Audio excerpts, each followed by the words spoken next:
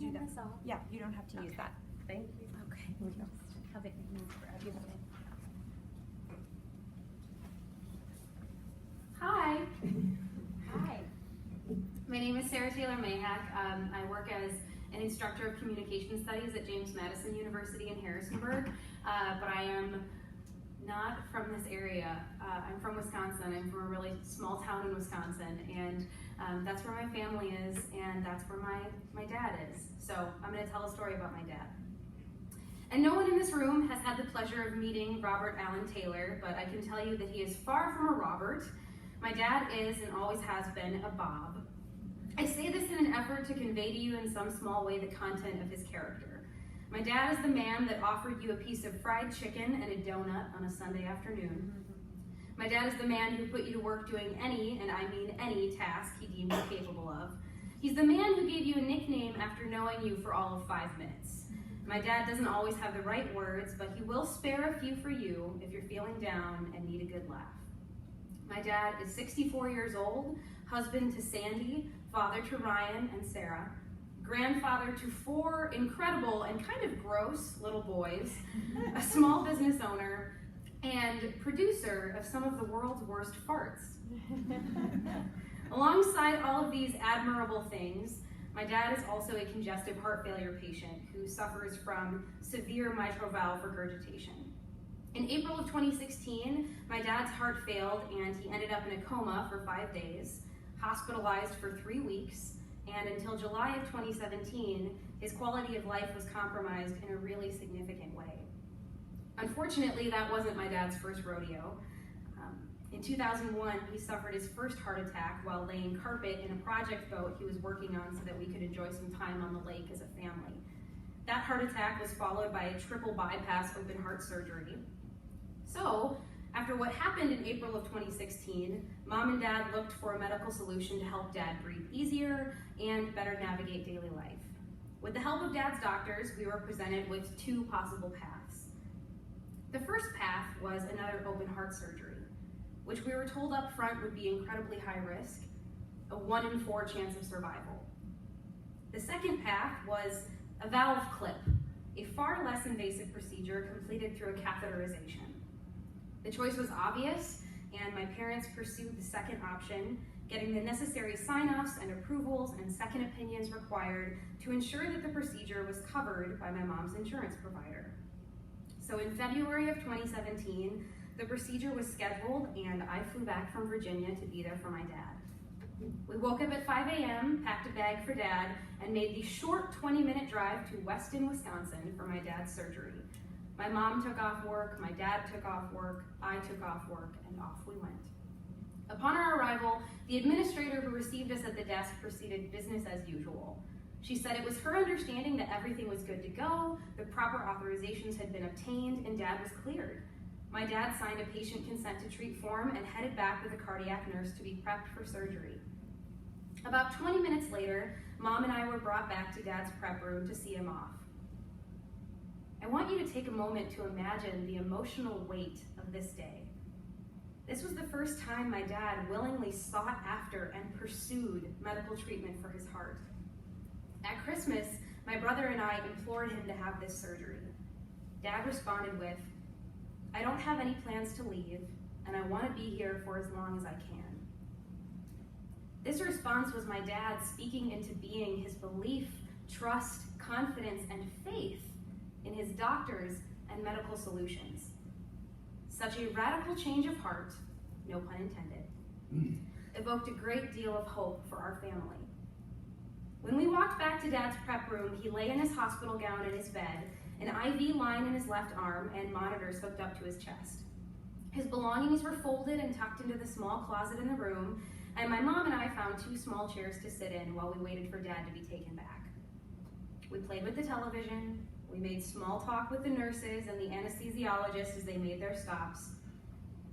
My dad was anxious, but he maintained a smile. At one point, the head of the cardiology nursing team came in and shared with us that the authorization for Dad's surgery had not been obtained, but that every doctor and nurse in the department were on the wire to expedite a response from the insurance company. Her disclosure, although well-intentioned, was completely disorienting. Standing next to my dad in a hospital bed and the procedure has not yet been authorized. The nurse encouraged us to relax a while, grab our belongings, and go get breakfast. Mom and I resettled our things, the nurse helped carry our coats, and we set off downstairs to eat something, prepared for a full day in the waiting room. When we came back, Dad looked frustrated, but I figured that the anxiety had just built up while we were gone. What followed sounded something like this. Dad, I was waiting for you to get back. I need you to get my clothes out of the closet so I can get dressed. Me, why would you need to get dressed? Dad, so I can get out of here. Me, Dad, you can't leave, the surgery is just delayed. Dad, that's not what the doctor said. I'm denied. They're not going to do the surgery. When my dad initially expressed a desire to leave, I thought that perhaps we'd used up our emotional capital to make it through this situation. Perhaps the magical thinking that led us here, God's perfect timing that beget my dad's approval for this surgery, had elapsed under the strain of the day's complications.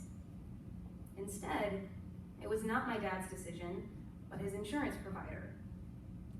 Mom and I took turns asking Dad clarifying questions until Dad's cardiologist arrived to the room. His doctor explained that the nurses had finally reached UMR and they denied coverage on the basis that the medical benefits of the valve clip were unproven. The doctor explained that our next step was to file for an expedited review and then to file for an appeal. He shook our hands, expressed disappointment, and left the room. Shortly after, a nurse came in and began to remove Dad's IVs and monitors. Mom and I left the room while Dad dressed and got his arm bandaged up. We would find out by phone later that morning that the UMR-appointed doctor looked at my dad's case and decided that the valve clip was an inappropriate solution, despite having the recommendation from 3 well-regarded cardiologists. In the waiting room, I called my brother to let him know that Dad wouldn't be able to have the surgery today because he'd been denied coverage. My sense-making attempts to my brother on the phone were very clinical. I repeated what was told to me without having had an opportunity to decompress or consider the implications of the exchange that took place and what this would mean for my dad. My brother suggested that someone be held accountable for this. Whose fault was it? Was it the fault of the insurance company for making us hoop jump and dragging their feet? Was it the fault of the insurance liaison at the hospital for filing paperwork too late? Was it the fault of the hospital for creating undue hardship by prepping Dad for surgery without having the authorization in place? We use the word surreal a lot on the drive home. We use the word unfathomable. Even as the delay in approval was communicated to us, everyone in the hospital that we spoke with was so confident that things would come together. The approval would be obtained, and Dad would have his surgery. Before we got the news of the denial, the head cardio nurse shared her excitement about the procedure, the potential outcomes for my dad, and how this would change his life. The words she spoke had a resonance and tone that protected us in the delay and in the uncertainty. But even with such great potential for success, my dad was denied coverage. At home, Mom and I got on the phone with the insurance company. We were desperate for clarification and understanding of what had felt traumatic, abrasive, and unnecessary. It's ironic that the title of the gentleman we spoke to on the phone is that of care management. Nothing I would associate with an ethos of care was upheld by the events that transpired. I don't claim to speak the language of medical procedures or insurance policies. I'm a communication educator, and my strengths lie in striving to understand what and how communication works and how it impacts each of us.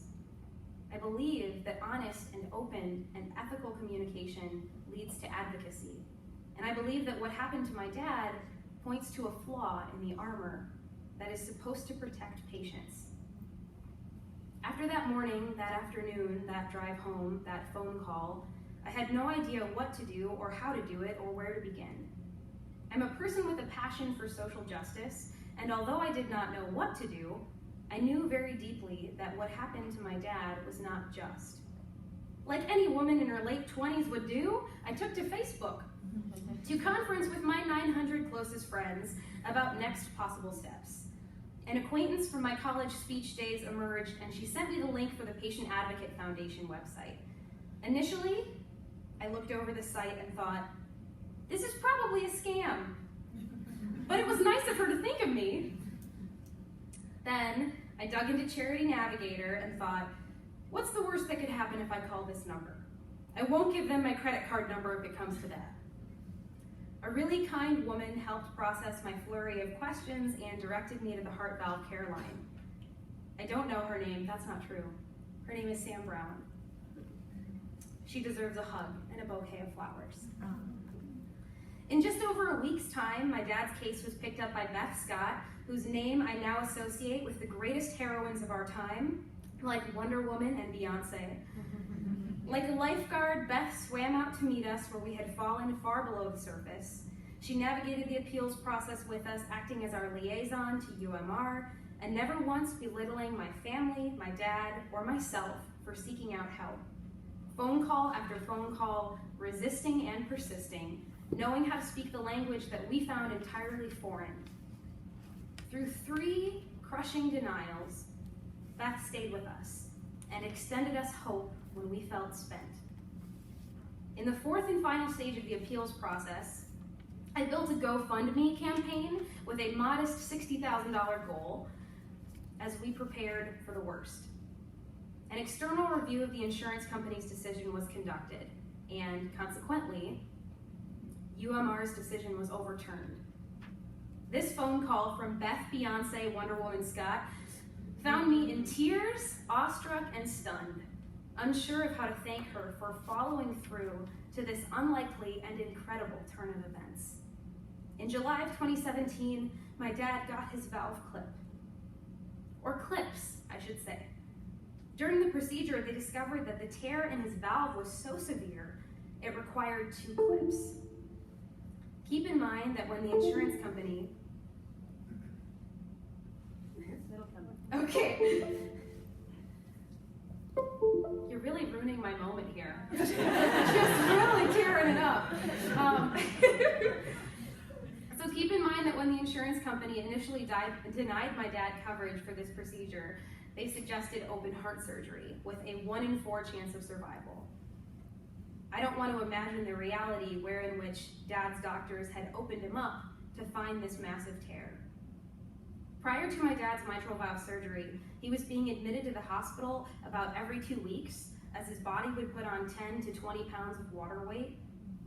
24 hours after the procedure, to our relief and my dad's glee, he hates hospitals, Bob Taylor was discharged from the Minneapolis Heart Institute. Nearly a year after the procedure, my dad is not the vision of perfect health. He still eats fried chicken and donuts on Sundays, but he is living with congestive heart failure. He has not been hospitalized once since his valve clips were placed, and just hours after surgery, Dad said that it seemed like his vision was improving and that it was easier to breathe. My dad wasn't the only person in the room who was beginning to see more clearly and breathe easier. Thank you feels like a wholly inadequate collection of words to issue to the people that helped to carve out better and more time for my dad on this earth. It's because of the Patient Advocate Foundation and Beth Scott that I find moments every day to pause, take a breath, and think, my dad is still here. It is my sincere hope that families in need from small towns with proud dads find their way to you so that you might help them navigate too. Thank you.